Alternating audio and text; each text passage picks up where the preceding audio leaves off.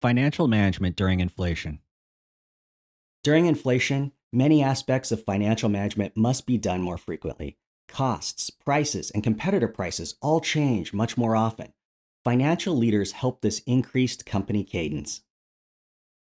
One process for managing inflation is to hold meetings focused on inflation. A company will only invest this amount of top management's time if it considers inflation a strategic threat.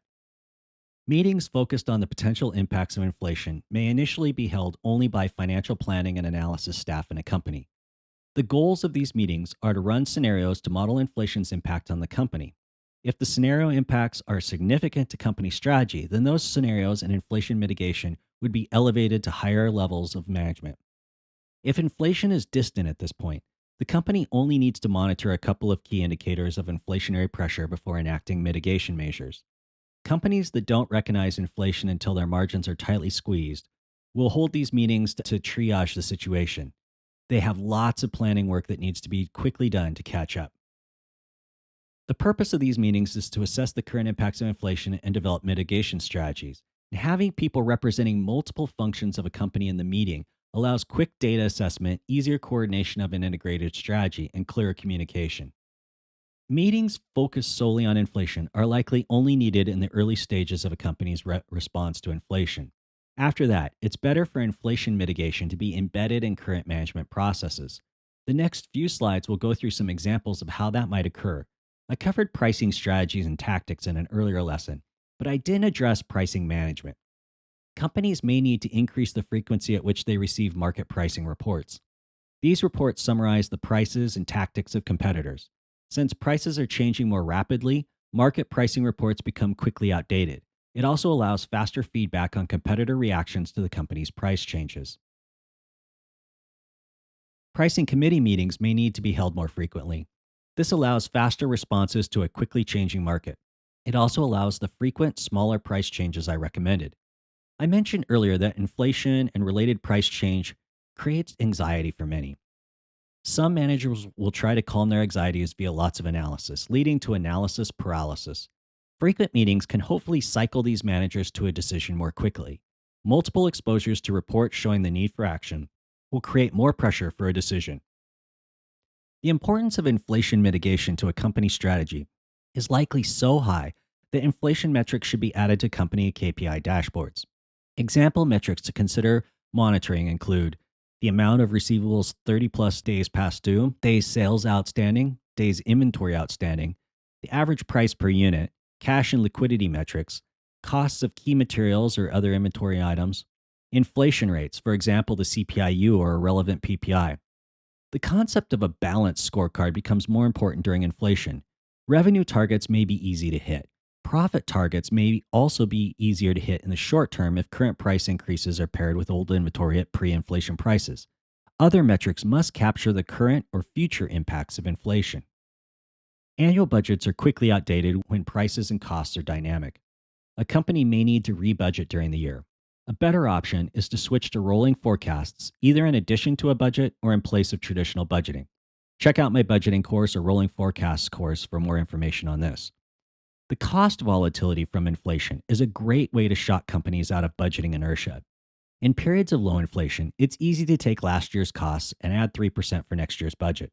During high inflation, costs are increasing at varying amounts, and this requires more analysis to determine potential price increases and resulting product margins. That analysis is the opportunity to challenge costs and redeploy resources. Base case scenarios need to be supplemented with more sensitivity analysis, stress testing, and scenario analysis.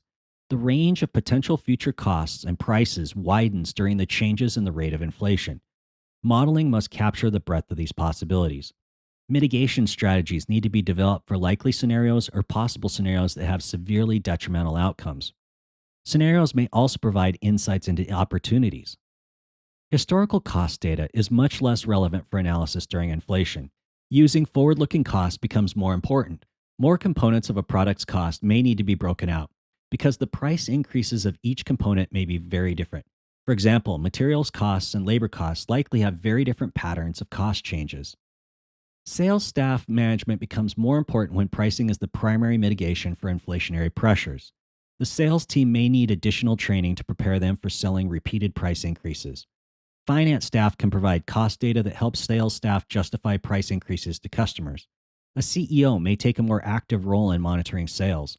Sales managers may set tighter limits on discounts as one way to improve the price per unit. Incentive compensation structures may need to change.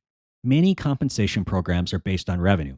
I showed earlier how sales staff can get bonuses on rising nominal sales amounts while real, in other words, inflation adjusted sales are falling. Companies may consider switching to one of the following methods. Sales staff receive a percentage of profits or increase in profits. Compensation is only received for sales that exceed a minimum level of profitability. Incentives are based on increases in market share or sales performance compared to competitor companies. Incentives are paid when sales increase over past periods after adjusting for inflation. As we've seen earlier, picking an index that reflects the inflationary pressures of a particular company may get tricky, though. I've said that pricing is the best solution for margin compression, but the purchasing or procurement department can still play a role. They should do their best efforts to reduce cost increases. They're fighting against the tide, but it's worth the effort. Inflation is often driven by supply shortages. This can impact a company's ability to get inventory at any price. The main goal of a purchasing group in this scenario is to secure inventory to maintain production and sales. Inflation may also put more pressure on reducing the number of products a company sells. Some products consume lots of cash as inventory with poor prospects for future increases. A purchasing or product group can identify these products and develop plans to phase those products out. Finance, sales, product, and purchasing staff can all work together to determine optimal inventory levels. Often, this means finding ways to reduce inventory levels. Those levels may be lower than during periods of low inflation. Owners, investors, and creditors are key partners that will want to know a company's plans for navigating inflation. Lenders place great emphasis on a company's ability to produce cash flow. Loans are repaid with cash, not profits. They know how inflation is constraining other borrowers and may have questions for you. This is where the forecasts I mentioned earlier can be presented to lenders to show the company's continuing ability to produce cash. Lenders know that your borrowing costs with them will be increasing. Lenders will make sure your projections show your ability to withstand these borrowing cost increases.